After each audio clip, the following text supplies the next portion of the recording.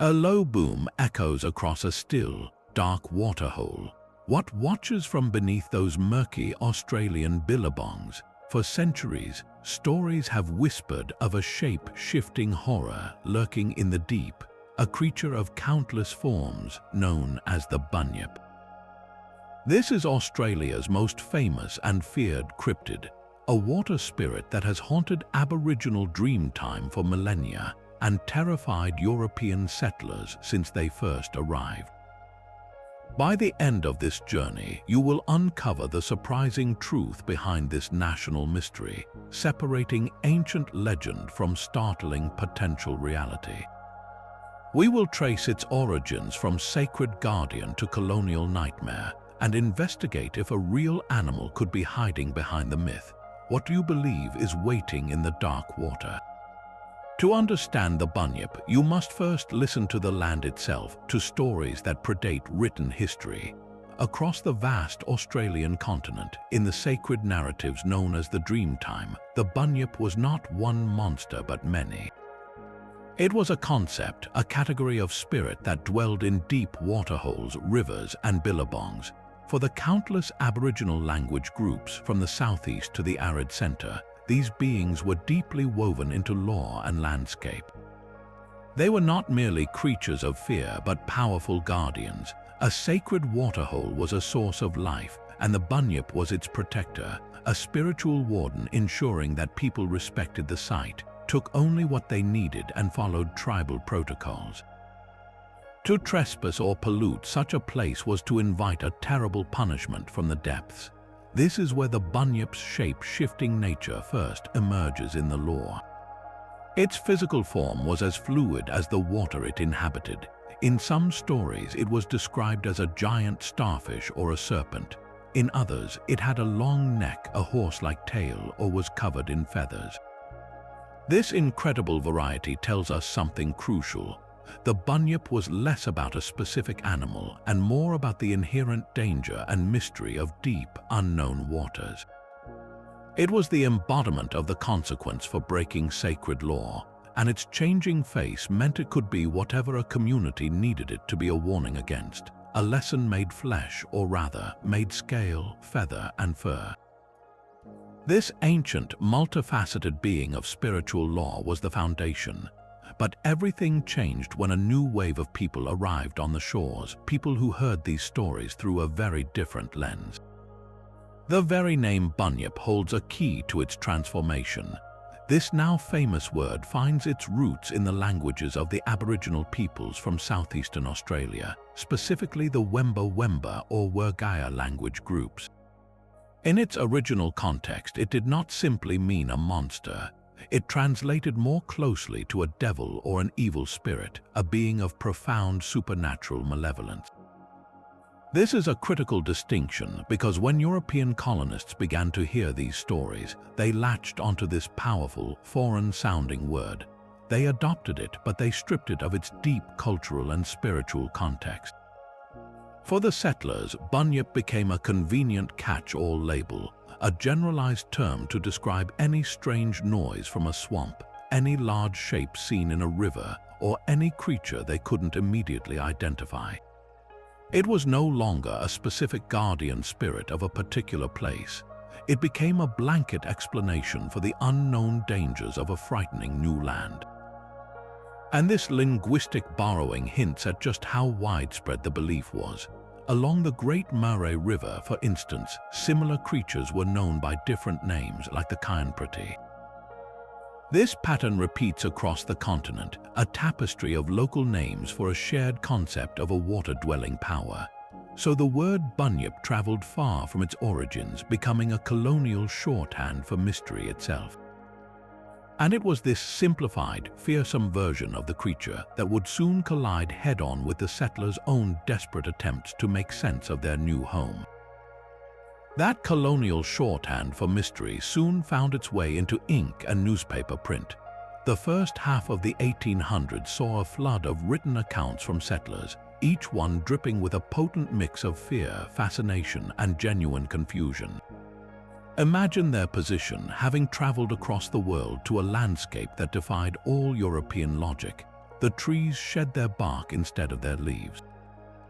The animals hopped instead of ran, and in the stillness of the outback night, the air was torn by unearthly roars, booming calls, and guttural bellows that seemed to rise from the very swamps they depended on for water. Aboriginal warnings about certain waterholes were not dismissed as superstition. They were heeded as vital survival advice. When local people said a place was forbidden, that a bunyip lived there, the settlers listened. This was not a time for skepticism, it was a time for staying alive. So when strange bones were unearthed or a peculiar carcass washed up on a riverbank, the immediate, terrifying conclusion was often the same. They had found proof. This collision of worlds and worldviews reached a fever pitch in 1845, when one of Australia's earliest newspapers, the Geelong Advertiser, published a series of explosive articles.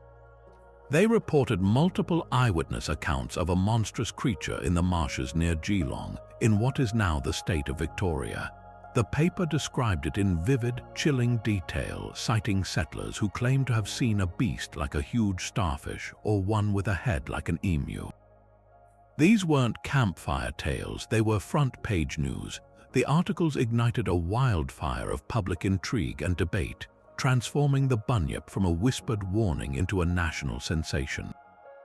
For the first time, the creature had a documented footprint in the colonial record, and the hunt for a physical explanation began in earnest. Those mysterious bones found along riverbanks held a secret far older than the bunyip legend itself. As European settlers puzzled over the strange, massive remains, a startling theory began to emerge. What if the stories weren't pure invention, but a distant echo of a real, living creature?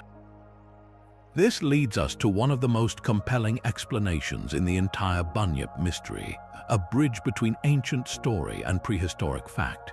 The theory suggests that Aboriginal accounts of the bunyip may be a form of cultural memory, a folkloric record of Australia's lost megafauna that survived for thousands of years in oral tradition. And the prime candidate for this real-life bunyip is a creature called Diprotodon. Picture, if you will, a beast as large as a rhinoceros but shaped like a colossal, lumbering wombat. Diprotodon was the largest marsupial ever to walk the earth, a plant-eating giant that roamed the continent until its extinction around 45,000 years ago.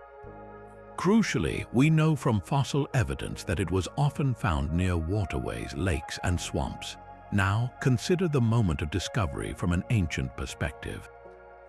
For generations upon generations, Aboriginal people living along a billabong would know it as a safe source of water and food. Then, one season, after a great flood or a shift in the riverbank, a monstrous skull is revealed in the mud, or a set of gigantic ribs emerges from the clay. These are not the bones of any known animal. They are immense, alien, and found right there in the water's edge.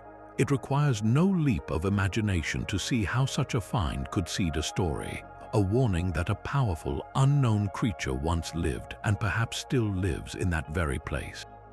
The legend becomes a way to explain the physical evidence at your feet. This connection moved from speculation toward validation in the 19th century, when early naturalists began to formally study these fossils.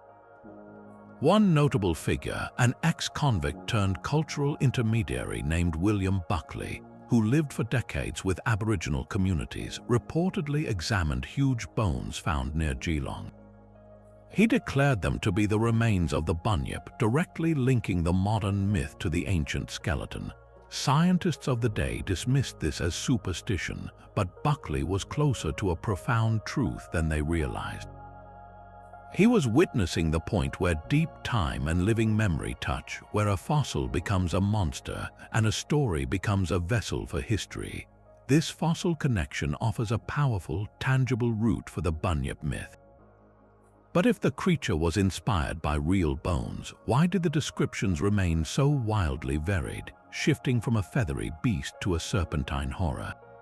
The answer lies not in one animal, but in an entire lost world. That fossil connection offers a powerful, tangible root for the bunyip myth, But if the creature was inspired by real bones, why did the descriptions remain so wildly varied, shifting from a feathery beast to a serpentine horror? The answer lies not in one animal, but in an entire lost world. The theory of Diprotodon is compelling, but it is just one piece of a much larger puzzle. Australia was once a land of giants, a menagerie of megafauna that would seem like pure fantasy today. Alongside the rhino-sized wombat, there was a marsupial lion with terrifying shearing teeth, giant kangaroos that stood taller than a person, and massive flightless birds. Any one of these creatures, discovered as a fossilized bone or glimpsed in a fleeting moment of survival, could have seeded a different version of the water spirit. A fossilized kangaroo skull with its distinctive shape might explain reports of a creature with a head like an emu. The remains of a large, extinct crocodile could fuel tales of a scaly, predatory river monster. This diversity of prehistoric life directly mirrors the incredible diversity of the Bunyip's described forms. It suggests the legend acted as a cultural basket, collecting and explaining all the strange, giant remnants of a world that had passed. The stories were not describing a single monster, but preserving a memory of an entire ecosystem of giants, their identities blurred by time and transformed into the singular, terrifying guardian of the deep water. This folkloric fossil record gave the Bunyip its many faces, but in the bustling towns of the 1800s, those faces were about to become front-page news. The newspaper reports from Geelong were just the beginning. As the Bunyip captured the colonial imagination, a flood of descriptions poured in, each more bewildering than the last. If you were to gather every alleged sighting, you would not be drawing one creature, but assembling a menagerie of nightmares.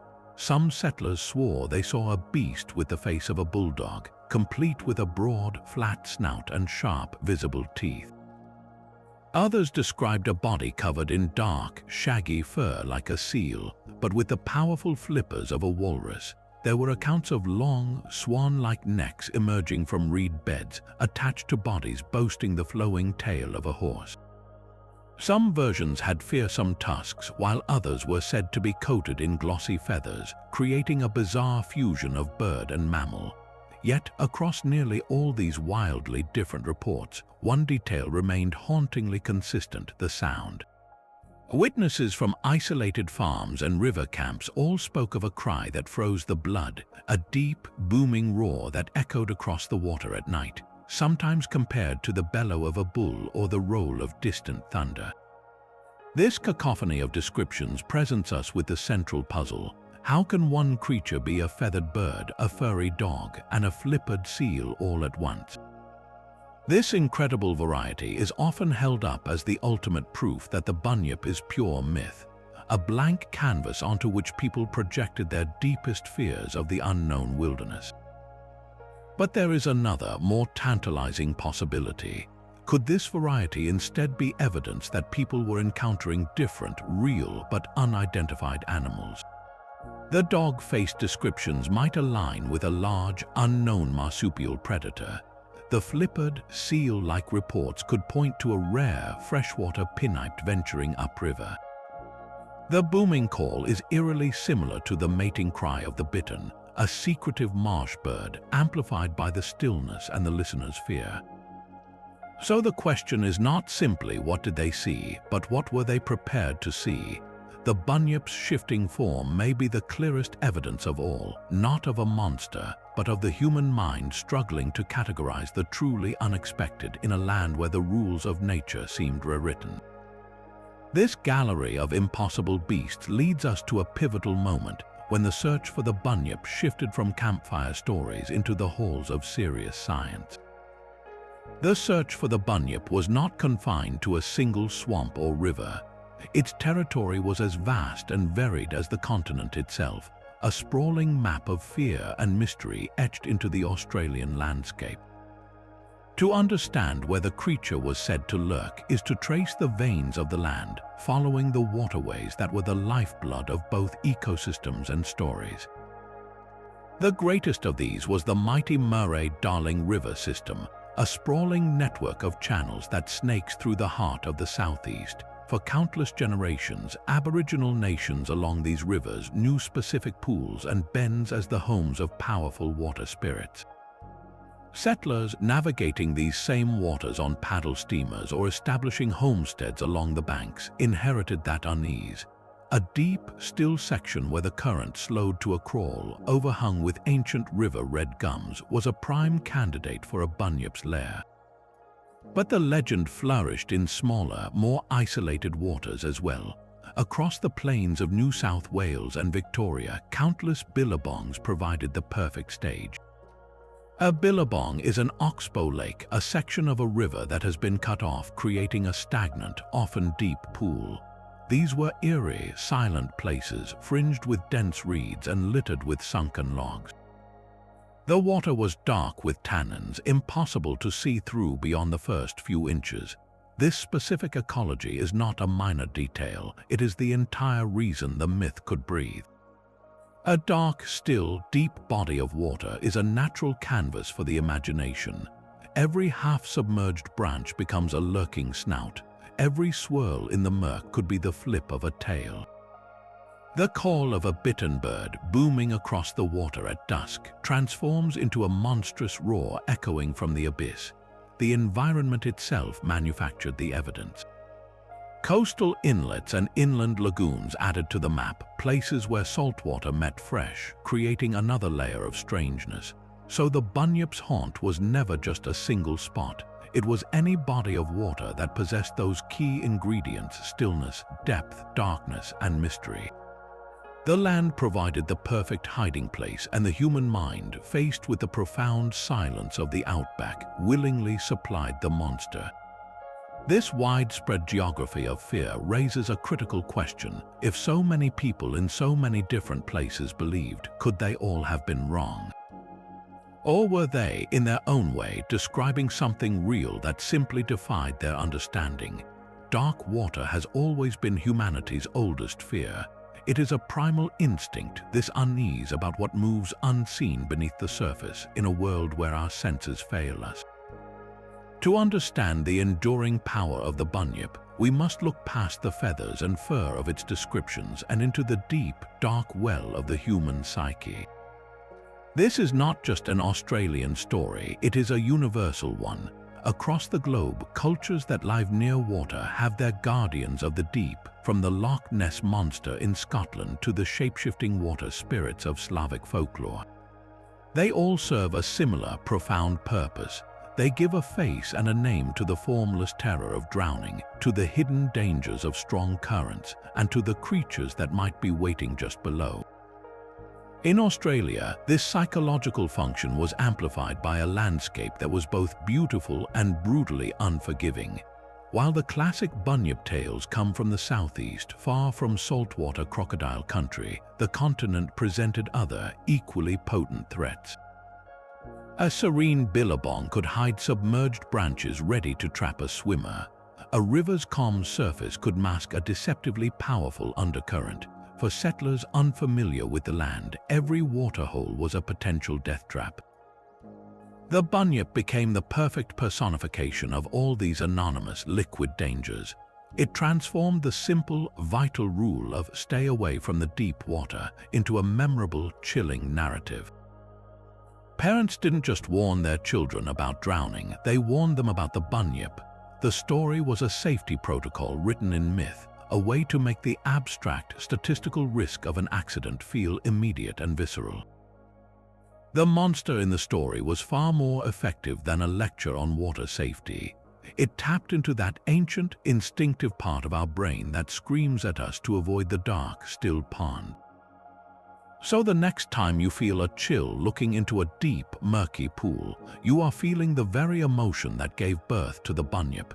It is the fear of the unknown, crystallized into legend, a story that saved lives by inspiring a very healthy dread. But a monster born of primal fear cannot remain a monster forever, especially in a nation building its own identity.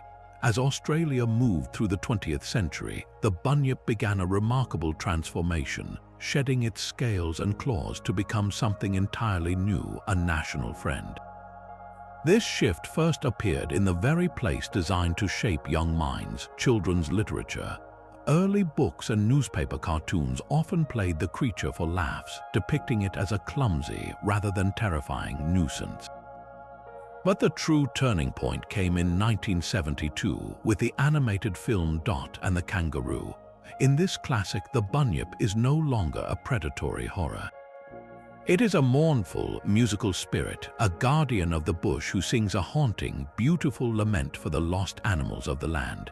This portrayal reframed the creature from a threat to a protector, aligning it with a growing national consciousness about environmental conservation. This softer image was cemented by its role in Norman Lindsay's iconic Australian children's book, The Magic Pudding, where a bunyip is just another whimsical character in a fantastical outback. The culmination of this cultural makeover is perhaps best seen in the town of Murray Bridge, South Australia. There, in a famous tourist attraction, lives the Big Bunyip, a mechanical, roaring statue that delights children rather than terrifying them. It is a monster tamed into a mascot. This journey from a spiritual warden to a colonial terror to a gentle giant reflects Australia's own journey, a nation reconciling its ancient landscapes and stories with a modern, settled identity. The bunyip, once a warning to stay away, had become an invitation to come and see, a symbol that the deep water of the past could be approached and even embraced with curiosity instead of fear. So what remains of the original, terrifying spirit in the bright light of the modern day? Has the mystery been completely solved or simply comfortingly packaged?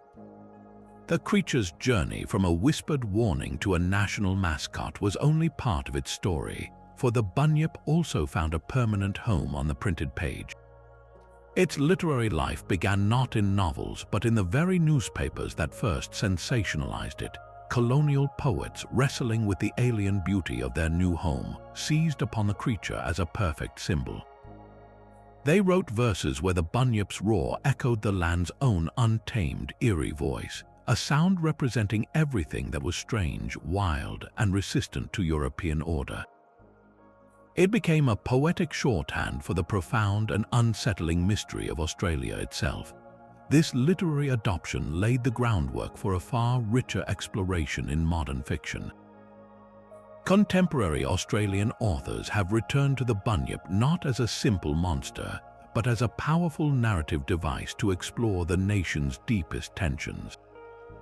In the hands of a writer like Gary Crew, the creature often appears in stories for younger readers, yet it carries heavy, complex themes. His bunyips are not always literal beasts, but manifestations of environmental guilt and historical haunting, representing what has been lost or violated since colonization. The creature becomes a way to talk about the fear of a landscape fighting back, or the ghost of a culture that was displaced. Speculative fiction and modern Gothic novels take this further, reimagining the bunyip as a force of ancient retribution or a genetic memory resurfacing. In these stories, a new housing development might disturb a sacred billabong, and the creature that emerges is less an animal and more a manifestation of the land's anger, a physical consequence for forgetting the old stories. Other narratives use the bunyip to symbolize the clash between ancient and modern Australia, where a scientist's rational explanation for the monster crumbles in the face of a deeper, older truth that logic cannot contain. Through these varied portrayals, literature uses the bunyip to ask difficult questions. What is the true cost of progress? Can the past ever be fully buried, or does it wait in the dark water, ready to return? The creature's shifting form in novels mirrors its shifting meaning in the national psyche, from a colonial terror to a symbol of everything we fear we have destroyed. And this exploration in fiction leads us to a final, compelling possibility. If the bunyip is not just a memory or a metaphor, could a real, unknown animal still be waiting to be found? The literary transformation of the bunyip into a symbol leaves one fundamental question unanswered. Could a flesh and blood creature be hiding behind the legend? This is where the field of cryptozoology steps in. treating the stories not as folklore but as potential eyewitness reports searching for a biological basis. The most dramatic theory points directly back to those prehistoric bones. Could a small, relict population of Diprotodon, the giant wombat, have survived in the continent's remote swamps long after its supposed extinction? Proponents of this idea argue that Australia's vast, unexplored wilderness could have hidden such a creature, with its fossils providing a perfect physical match for some of the larger, bulkier Bunyip descriptions. Another candidate from the Lost World is Palochests, an extinct marsupial that resembled a tapir with a long tongue and powerful claws. Its semi-aquatic habits and strange appearance make it another compelling fit for certain Aboriginal accounts. While mainstream science considers these megafauna long gone, cryptozoologists point to a simple, tantalizing fact: extinction dates are estimates, and oral traditions can be incredibly long-lived. A more plausible, yet still elusive, theory suggests the bunyip could be a large, unknown freshwater seal or a giant otter. Australia has seals that venture up rivers, and the descriptions of a sleek, dark, dog-faced animal with flippers align neatly with this idea. Perhaps a unique, isolated species adapted to inland waterways remained undiscovered by science. This notion isn't as far-fetched as it sounds. Australia continues to reveal new species, even sizable ones, in its remote corners. The Wollemi pine, a living fossil tree, was discovered in a canyon just a short distance from Sydney in 1994. If an entire genus of tree can hide for millions of years, why not a medium-sized aquatic mammal? The investigation must also account for the terrifying sound. The booming call reported by so many settlers is almost identical to the mating cry of the Australasian bittern, a supremely camouflaged marsh bird. In the dead of night, amplified by water and fear, that natural sound could easily transform into the roar of a monster. So the cryptozoological take presents a spectrum of possibilities, from the spectacular survival of a prehistoric giant to the misidentification of known animals under duress. It asks us to hold two ideas in mind at once: that the stories are myth, and that myths often begin with a genuine, unexplained encounter. This investigative seriousness keeps the mystery alive, appealing to that fundamental human curiosity, the thrilling what if that lingers every time we peer into a dark, still pool. That tantalizing possibility of a real creature also created a perfect opportunity for deception. Where there is mystery, there will always be those who seek to profit from it, and the Bunyip legend was no exception. Throughout the 19th century, as public fascination reached a fever pitch, a shadowy industry of hoaxes and hucksters emerged, eager to sell the monster to a credulous audience. The most common fraud involved so-called bunyip pelts. Traveling showmen and curiosity sellers would present dried animal skins, claiming they were the hide of the fearsome water beast. These were often nothing more than the skins of calves or sheep, cleverly stitched and shaved to appear strange and unidentifiable. For a few coins, a settler could own a piece of the legend, a tangible trophy from the frontier's greatest mystery. It was a simple, profitable lie that capitalized on a deep desire for proof. But the frauds grew more elaborate. With the invention of photography, staged images began to circulate. Blurry pictures, often using doctored plates or carefully arranged props like floating logs draped with seaweed, purported to show the creature's hump or head breaking the water's surface. These photos were treated as sensational evidence by some newspapers, further blurring the line between fact and fiction for a public still understanding this new technology. Carnival sideshows and traveling museums got in on the act, creating grotesque papier-mâché models or stuffed monstrosities pieced together from parts of different animals, all displayed under flickering gaslight for the price of admission. The goal was never to educate but to astound and separate the curious from their money. This carnival atmosphere reached its peak in the small town of Greta in New South Wales in 1857. A group of young men, likely bored and inspired by the newspaper stories, hatched an elaborate plan. They constructed a massive, fake bunyip footprint in the soft mud of a creek bed. The print was enormous, detailed with claws, and looked terrifyingly fresh. They then spread the word, igniting a local panic. Farmers armed themselves, parties were formed to hunt the beast, and the story made regional newspapers. The hoax was so convincing it took the pranksters themselves coming forward to reveal the truth, showing how easily fear and expectation could be molded into belief. These hoaxes are more than just historical footnotes. They reveal a crucial layer in the Bunyip story. They demonstrate how the myth escaped the realm of folklore and became a commercial product, a piece of popular culture to be packaged and sold. The public's hunger to believe was so strong that they were willing to accept calf skin as dragon hide. Yet, in a strange way, these frauds also paid a twisted compliment to the legend's power. No one would bother faking something nobody cared about. The very existence of the hoaxes proves the Bunyip had cemented itself in the national imagination, becoming a story valuable enough to steal. The roar of carnival barkers and the crinkle of fake pelts fade into silence when we listen to the voices where this story truly began. For contemporary Aboriginal communities across Australia, the Bunyip is not a solved mystery or a retired monster. It remains a vital part of a living, breathing spiritual landscape. This is not about belief in a cryptid, it is about connection to a law, and a law that has governed the land for tens of thousands of years. Knowledge keepers and elders speak of these water spirits with a gravity that transcends folklore. The Bunyip, in its many local forms, is understood as a real spiritual entity, a guardian presence that inhabits specific waterholes, rivers, and billabongs. These sites are not just scenic, they are sacred, woven into the fabric of cultural identity and responsibility. To understand this perspective is to recognize that these stories are maps, both physical and spiritual.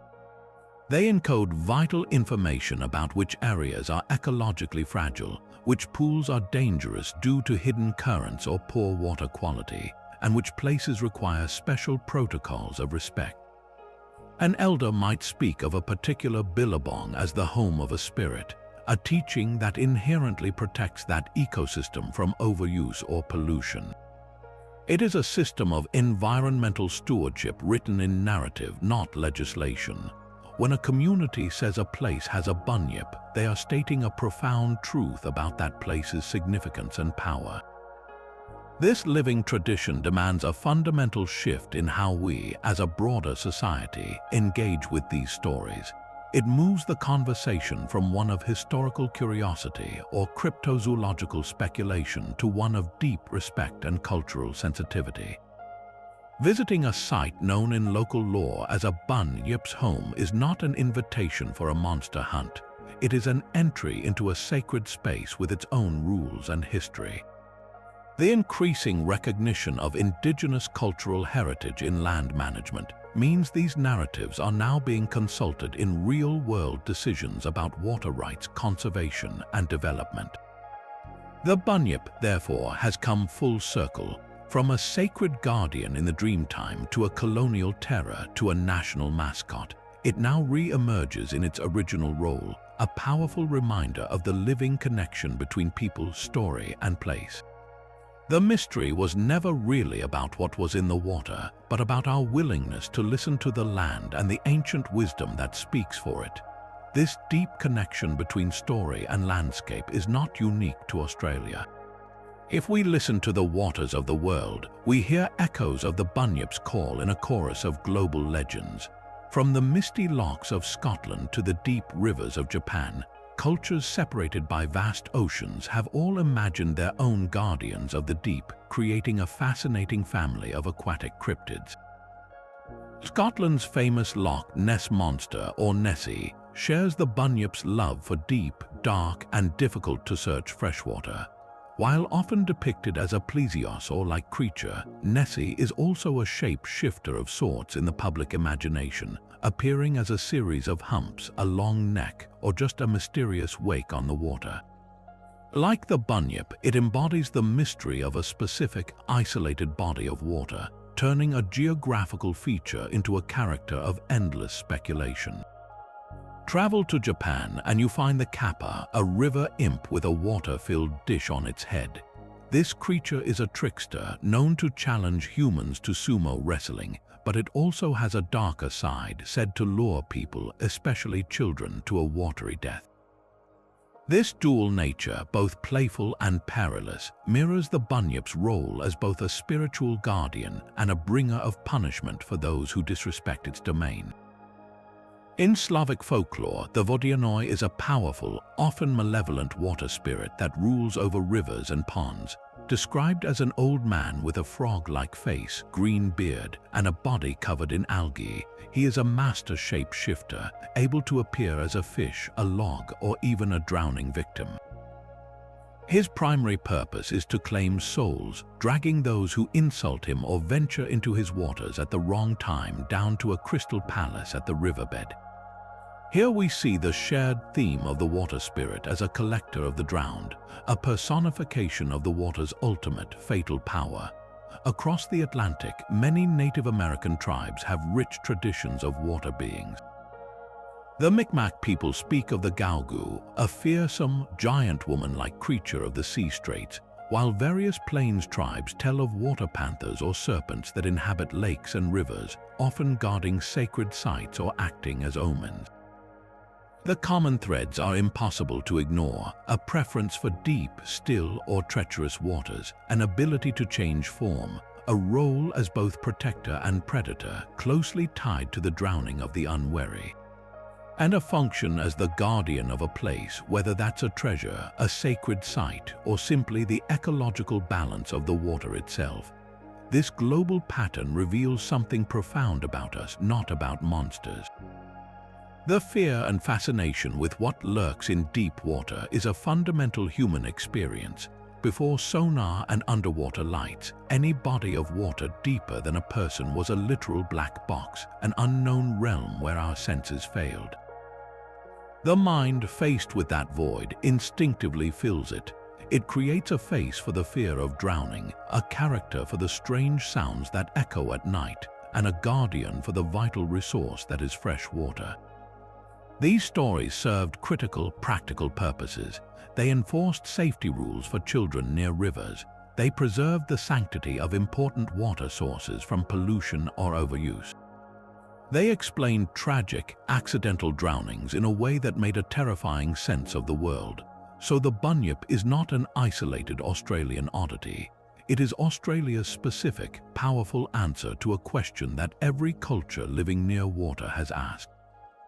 What watches from below? The answer, woven from local ecology, prehistoric memory, and human psychology, creates a global tapestry where the Bunyip sits comfortably alongside its international cousins, each one a reflection of its own land and people, yet all singing the same ancient watery song. That global chorus of water spirits reveals a universal instinct, but Australia's Bunyip sings a tune entirely its own, one that has become inseparable from the sound of the nation itself. To understand this is to see how the creature has done more than haunt swamps. It has helped forge an identity. From the very beginning, the Bunyip embodied the core contradiction of the Australian experience, the breathtaking beauty of the land paired with its profound, lurking danger. The early settlers' rugged, self-reliant bushman persona, the iconic image of the tough, independent battler conquering a harsh frontier, was a direct response to the environment the Bunyip represented. That mythic identity was built in opposition to the monster in the billabong, a conscious rejection of the fear it symbolized. To be Australian was to face down the unknown, to laugh in the face of the dark water, even while a part of you always listened for the roar. The Bunyip became the shadow to that sunburnt, stoic ideal, the permanent reminder that the land was older, stranger, and more powerful than any person in it. This duality is etched into the national psyche. We celebrate the wide, open spaces and the spirit of adventure, but our stories are filled with lost children in the bush, with travelers vanishing without a trace, with nature that is not just indifferent but actively enigmatic. The bunyip is the perfect symbol for that enigmatic heart, a creature that is neither fully animal nor spirit, neither completely of the past nor entirely gone. It represents the ancientness of the continent itself, a deep time that humbles human history, whispering that we are newcomers in a very old story.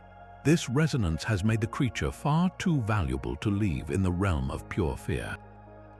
So, in a classic Australian act of deflation, we have commercialized our monster. You can drink a bunyip beer at a pub in South Australia. You can bank with the Bendigo Bank, whose original symbol was a bunyip. Children's sports teams, local newspapers, and hardware stores across the country bear its name and a friendly, cartoonish likeness. This is not disrespect, but a form of cultural domestication. By putting the bunyip on a beer label or a business sign, we are claiming it, taming it, making it a part of the community furniture. It becomes a uniquely Australian mascot, a piece of shared folklore that signals local pride and a certain wry, weathered character. The monster has been put to work, its fearsome roar softened into a recognizable logo, a testament to a national trait of facing down what scares you with a bit of humor and pragmatism. Yet, even as we package it, the original power of the symbol never fully drains away. It remains a touchstone for artists, writers, and filmmakers exploring what it means to be in this landscape. The bunyip, therefore, is a cultural mirror. It shows us our historic fear of the ancient, unknowable land. It reflects our cherished self-image as rugged individuals. And it reveals our modern impulse to commodify our myths, to own our stories even as we simplify them. The creature's journey from sacred guardian to colonial terror to corporate logo is in many ways Australia's own story in miniature, a tale of reconciling with a powerful, ancient presence by giving it a name and then putting that name on a pub. But one modern story stands apart, a quiet tale that did more to reshape the national heart than any newspaper hoax or carnival barker ever could. In 1977, a children's picture book appeared on Australian shelves, and it asked a question so simple it was revolutionary. The book was The Bunyip of Berkeley's Creek, written by Jenny Wagner and illustrated by Ron Brooks. Its story begins not with a roar, but with a muddle. Something emerges from the dark ooze of a creek bed. It is a creature, but it has no idea what it is. Covered in mud and confusion, it sets off on a gentle quest, asking every animal it meets a single, poignant question. What am I? The platypus, the emu, the wallaby. Each looks at this strange, lumpish figure and dismisses it. You are nothing like us, they say. You are a horrible, ugly bunch of nothing. The bunyip, dejected, returns to its creek, washes itself clean, and sits gazing at its own reflection in the water, still without an answer. This narrative was a seismic shift. For the first time in popular culture, the bunyip was not a monster to be feared, but a soul to be understood. Its central struggle was not about terrorizing settlers, but about the universal search for identity and belonging. The creature's journey mirrored the questions of anyone who has ever felt out of place, who has ever been told they do not belong. This empathetic core was amplified to heartbreaking beauty in the stage adaptation of the story, particularly through its iconic song. If you listen, the music is not scary or bombastic. It is a lonely, lyrical piano melody with a vocal that aches with wonder and sorrow. The lyrics give voice to the bunyip's quiet despair and fragile hope. What am I? Where do I fit? The song transforms the creature from an it into a he, a person with feelings, making its rejection by the other animals feel not just unkind but profoundly unjust. This sensitive portrayal resonated with an entire generation of children and their parents. It presented the bunyip not as an external threat from the bush, but as a symbol of the vulnerability within all of us. The story's power lay in its inversion. The thing we were taught to fear was itself afraid and lonely. It needed acceptance, not a hunting party. This fundamentally changed the public perception of the creature. The Bunyip of Berkeley's Creek did not erase the older, terrifying versions, but it layered them with profound compassion. It suggested that the true mystery was not what the Bunyip was, but how we chose to see it. Could we look past the strange exterior, past our own inherited fears, and recognize a fellow being in search of its place in the world? This book and its song taught a nation to empathize with its own monster, completing the creature's long journey from a spiritual warden through a colonial nightmare into a beloved, misunderstood friend. It proved that sometimes the most powerful way to tame a legend is not with a weapon, but with a question and a little kindness. Yet for every booming call in the night, there is a morning after, a time for clear eyes and skeptical thought. To truly understand the Bunyip, we must subject its legend to the bright, unforgiving light of rational explanation. This is not about dismissing stories, but about listening to them more carefully, separating the signal of a genuine experience from the noise of fear and expectation. Let us take the most common and chilling piece of evidence, the infamous roar.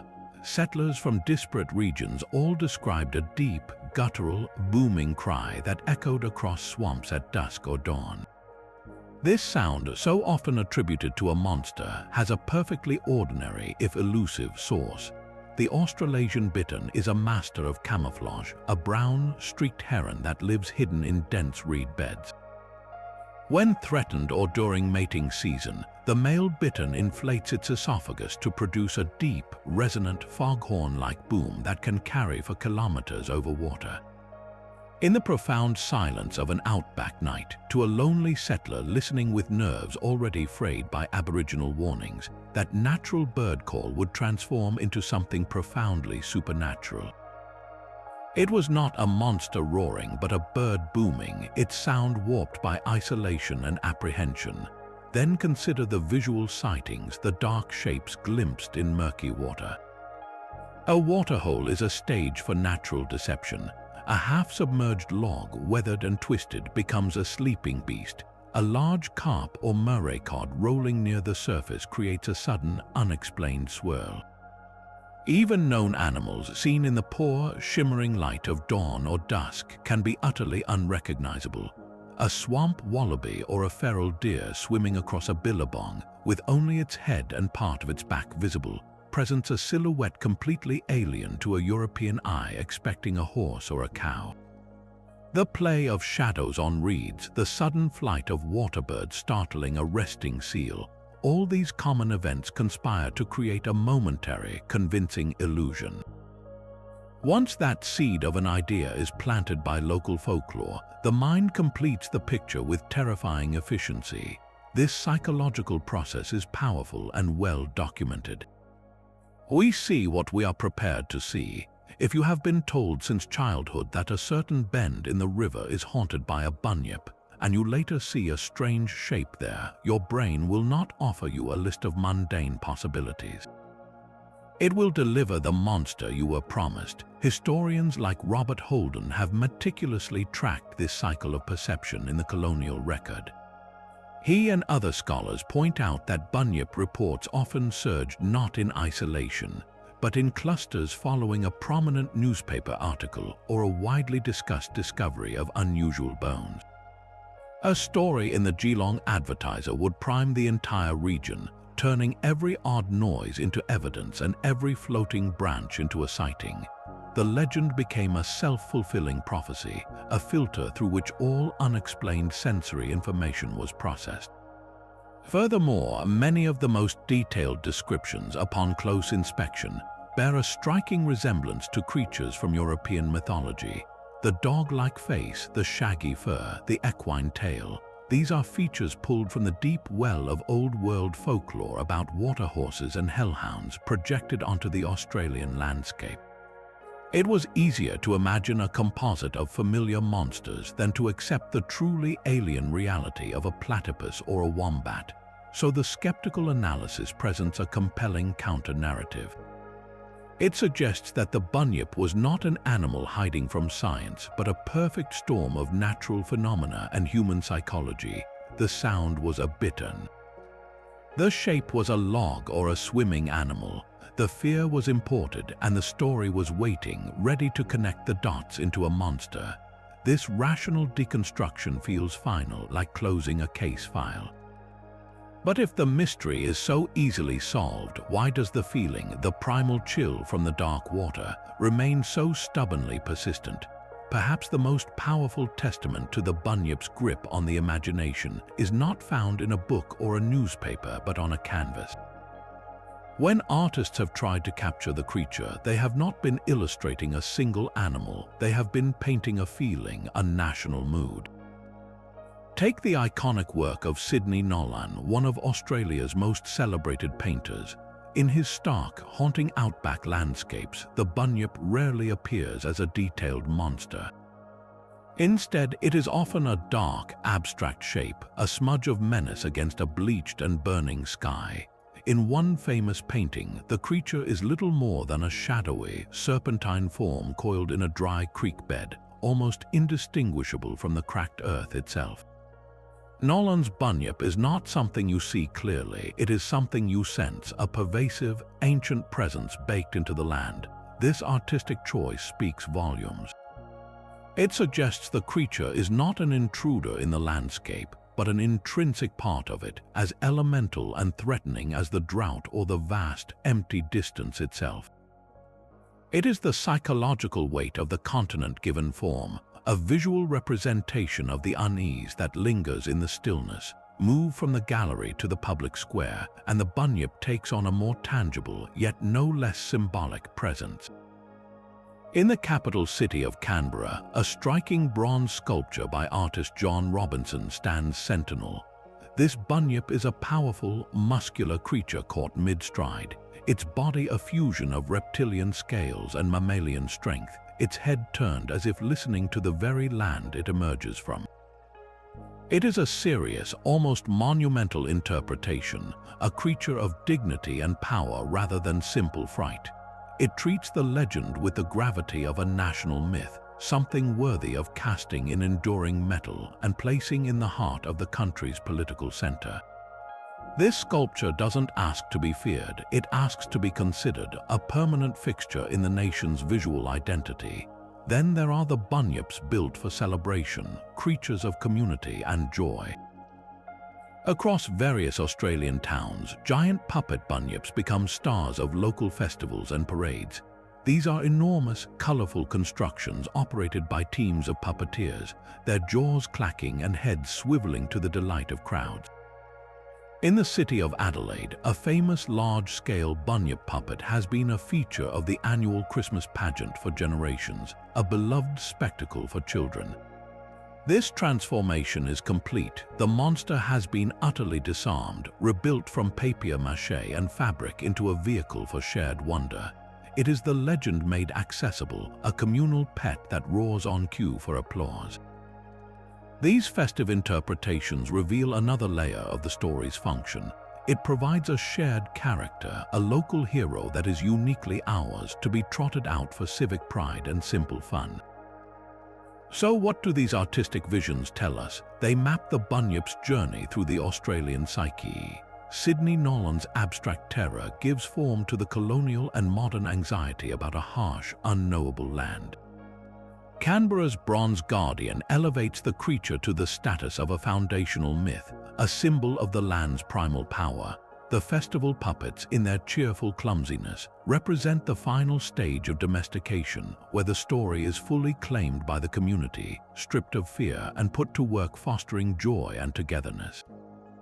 Each artist, each sculptor, each puppet maker is answering the same question Jenny Wagner's book asked, "What am I?" And their answers in paint, metal, and cloth show that the bunyip can be anything we need it to be, a shadow of fear, a statue of identity, or a grinning giant leading a parade. The creature's true shape-shifting power was never in the water. It was in our own ability to remake the story again and again in our own image.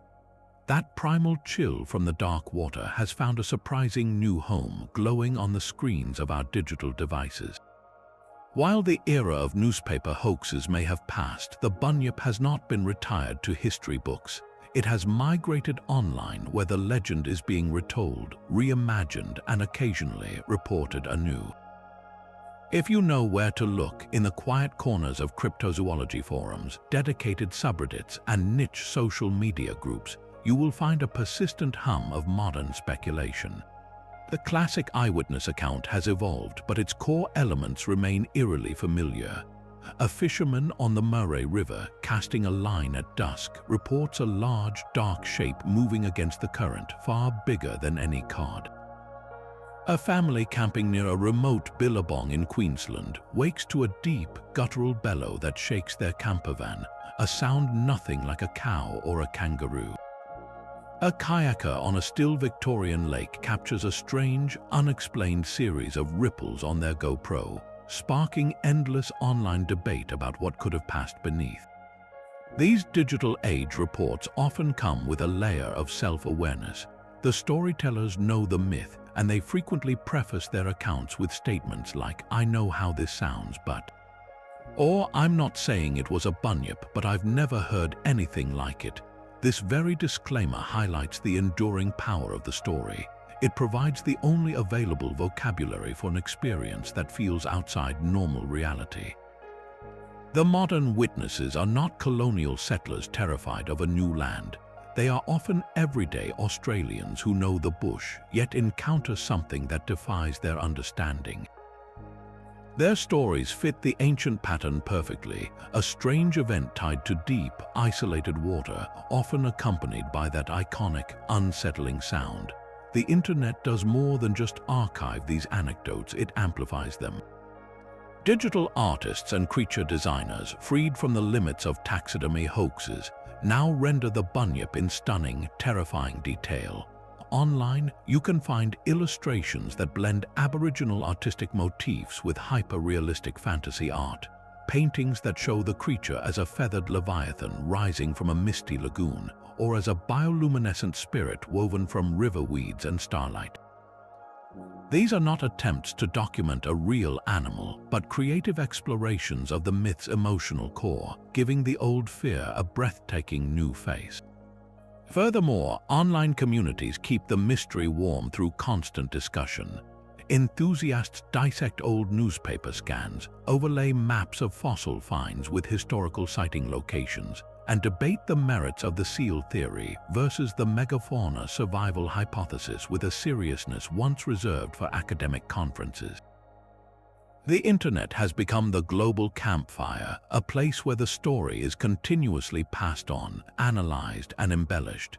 This digital lifeblood ensures the bunyip is no longer just an Australian story, but a global piece of cryptid lore shared with an international audience fascinated by water monsters. In this new space, the legend is no longer confined by geography. It is sustained by curiosity, connecting the ancient, sacred warnings of the Dreamtime directly to the 21st century's endless hunger for mystery. That digital campfire keeps the story alive, but its original, deepest meaning has always flowed from the land itself. There is a profound environmental truth embedded in the oldest bunyip stories, a warning system encoded in myth. For millennia, Aboriginal lore taught that to pollute a sacred waterhole, to take more than you needed, or to disrespect the river's flow was to summon a terrible guardian from the depths. This wasn't mere superstition, it was a sophisticated system of ecological law. The bunyip, in its original context, was the personified consequence of breaking that law. It was the spirit of the water itself, rising in retribution.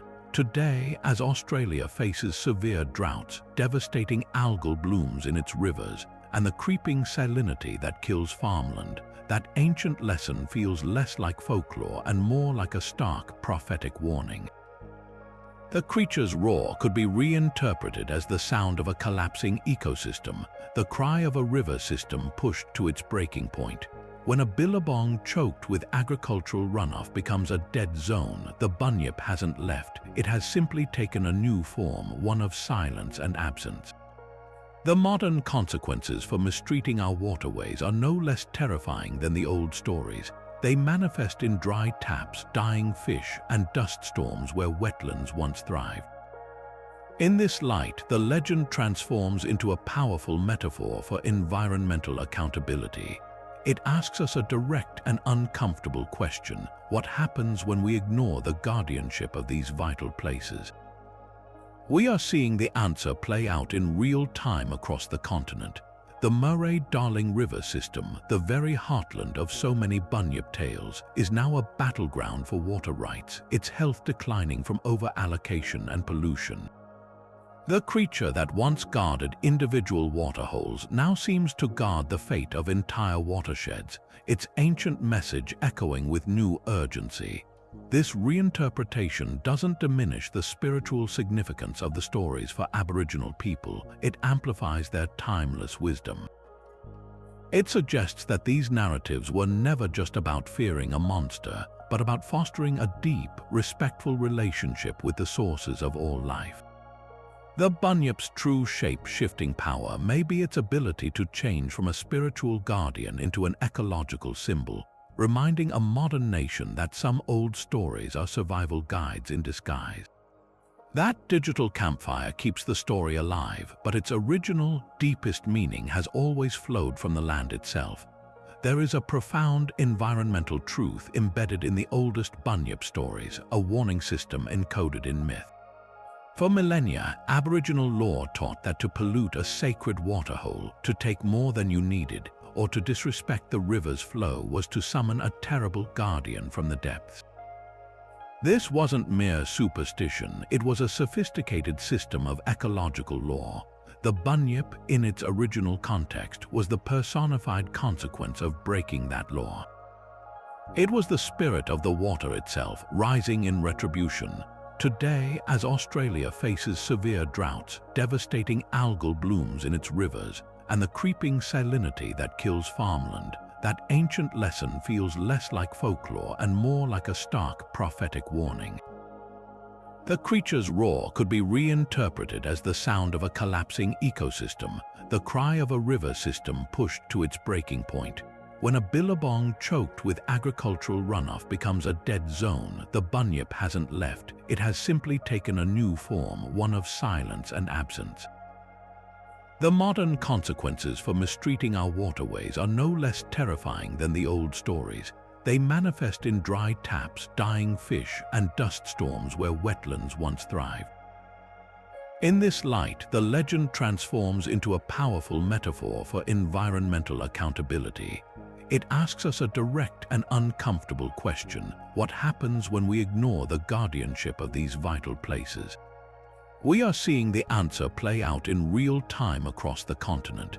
The Murray-Darling River system, the very heartland of so many Bunyip tales, is now a battleground for water rights, its health declining from over-allocation and pollution.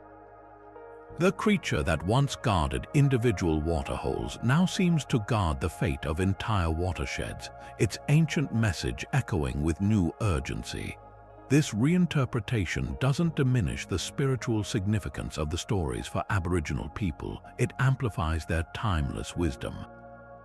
It suggests that these narratives were never just about fearing a monster, but about fostering a deep, respectful relationship with the sources of all life.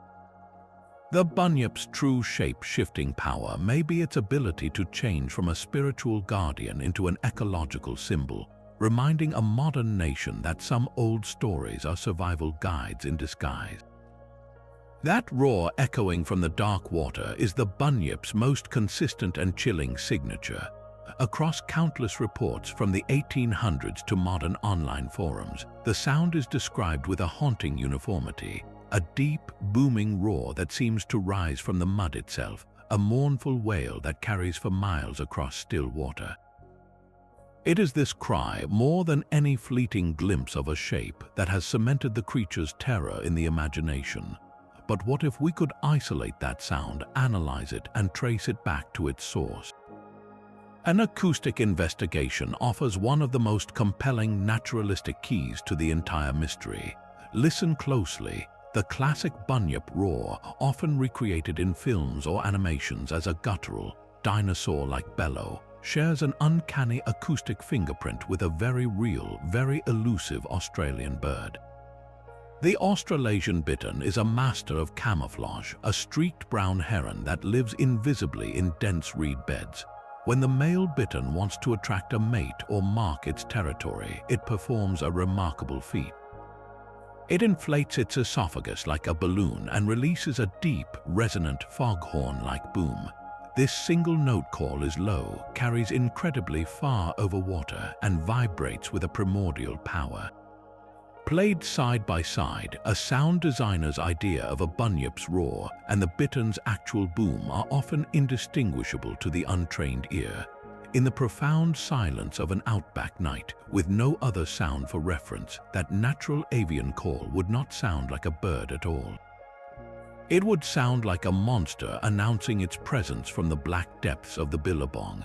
But the bittern is not the only suspect in this audio lineup. Consider the desperate, guttural bellow of a lost calf, separated from its mother in a dense riverside thicket. That sound, full of panic and raw animal distress, carries a different but equally unsettling quality. To a settler unfamiliar with the acoustics of the bush, it could easily be misinterpreted as something predatory rather than something frightened. Then there are the groans of the landscape itself. Ancient river red gums, their massive trunks shifting in the wind or contracting in the cold night air, can produce long, low moans as wood rubs against wood. These sounds are organic, seemingly coming from everywhere and nowhere at once. Even the nocturnal calls of some possums and flying foxes can take on an eerie, almost human-like quality when filtered through fear and folklore. This acoustic investigation reveals a powerful truth. The Australian bush at night is not a silent place, it is an orchestra of strange and unfamiliar sounds. The settlers, armed with European ears expecting the calls of foxes or owls, were acoustically disoriented. Every unexplained noise became a potential data point, and the prevailing story, the one about the water monster, provided the only logical framework to file it under. The bunyip's cry was likely never one sound, but many, all filtered through a lens of deep-seated fear and cultural expectation. The monster's voice was a collaboration between the natural world and the human mind, a perfect storm of sound and story. So if the terrifying roar has a mundane explanation, does that finally solve the mystery, or does it simply deepen our appreciation for the power of a well-told tale? That primal fear of the dark water had a very practical and very effective use in the home. Long before it became a gentle giant in picture books, the bunyip served as Australia's ultimate bogeyman, a parental tool wielded with precision. If a child wandered too close to the riverbank or ventured out after dusk, the warning was swift and chilling: be careful or the bunyip will get you. This was not an idle threat in the colonial era, where a misstep into a deep billabong could mean a tragic drowning. The monster story transformed a complex safety lesson into a simple, unforgettable rule. The creature's imagined lair, that specific still pool at the end of the property, or the dark bend in the local creek became a landmark of fear, a place every child knew to avoid. Historical diaries and letters are filled with such references, showing how seamlessly the Aboriginal cautionary tale was adopted into settler family life. The bunyip was the perfect disciplinary figure because it was rooted in the actual landscape.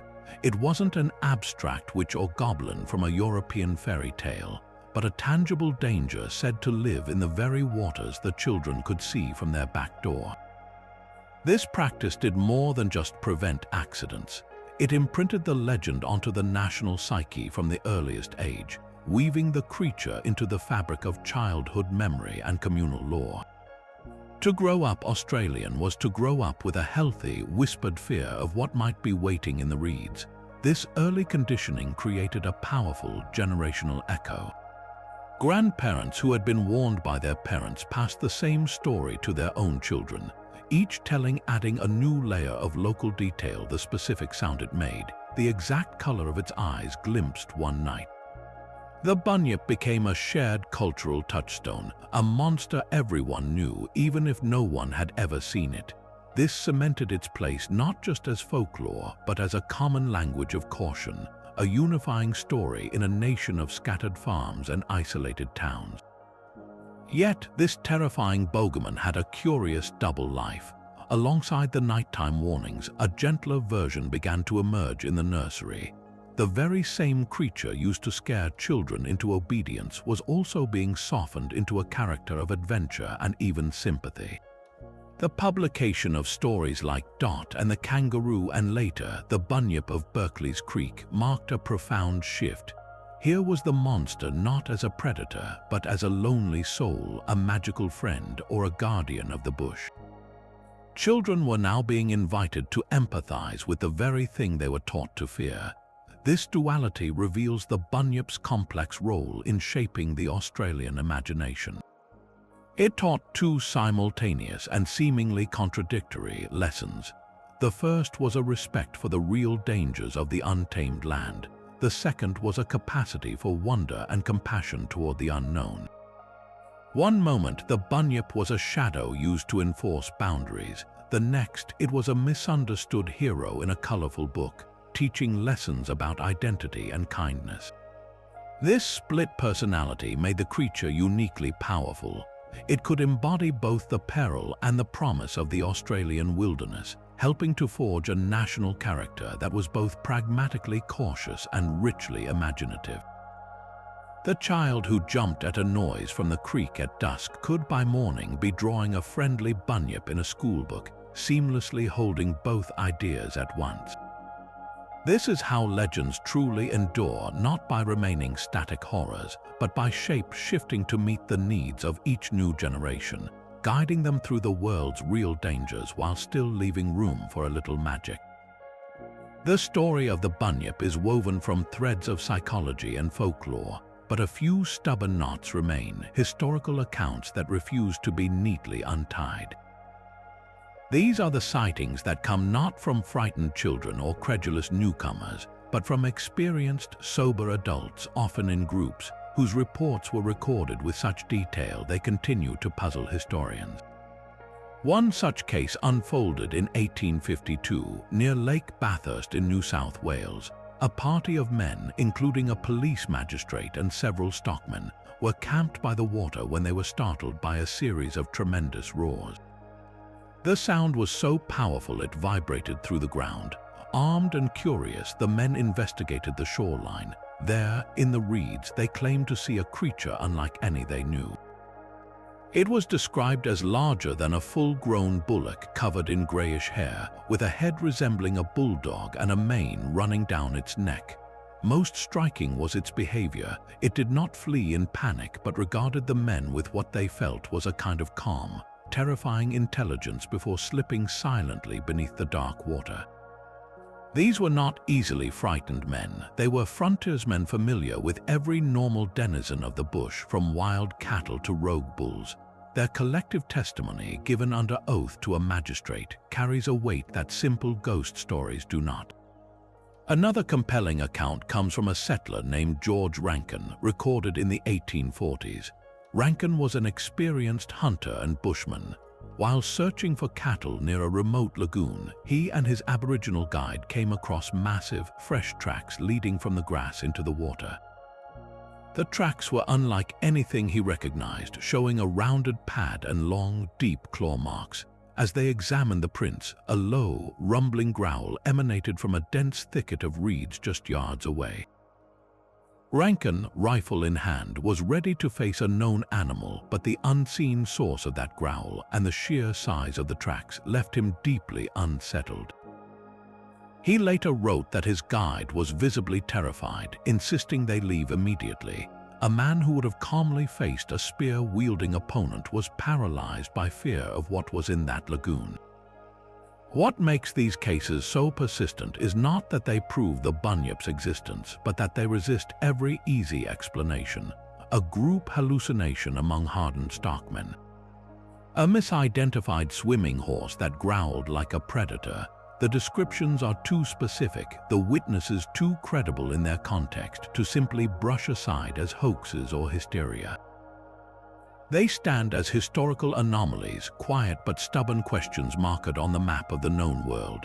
They are the moments where the clean line between story and experience blurs, where multiple people independently pointed at the same dark patch of water and said, "Something is there." These accounts do not ask for belief, they simply ask for a pause, a recognition that the past holds pockets of mystery that our modern skepticism cannot entirely illuminate. They are the reason the door to the legend never fully slams shut, but remains, even now, slightly ajar. These persistent knots in the historical record remind us that some mysteries are not meant to be solved, only contemplated. The Bunyip's incredible journey stretches far beyond any single sighting or sound. It is a story that has shape-shifted through time itself, beginning as a sacred guardian in the ancient Dreamtime, a spiritual warden of vital waterways. It transformed into a colonial terror, a monster born from the settlers' fear of a strange new land and their misinterpretation of both nature and law. It became a cryptid candidate, a potential relic of lost megafauna or an unknown aquatic mammal, keeping the flame of scientific curiosity alive. And finally, it morphed into a beloved cultural icon, appearing on beer labels, in children's books, and as cheerful festival puppets. Through every incarnation, its true power has never been its physical reality, but its profound and enduring hold on the Australian imagination. It is a mirror reflecting our deepest fears of the unknown wilderness, our longing for national identity, and our evolving relationship with a very old land. So we are left with a final, reflective question, one that has no single answer. Is the bunyip a forgotten animal waiting to be discovered by science? Is it a psychological phantom born from the sound of a bittern and the shadow of a log? Or is it something even more profound, a story that holds the very soul of a landscape, a narrative vessel carrying the wisdom of respect, the weight of history, and the mystery of deep water? The answer you choose says as much about you as it does about the creature.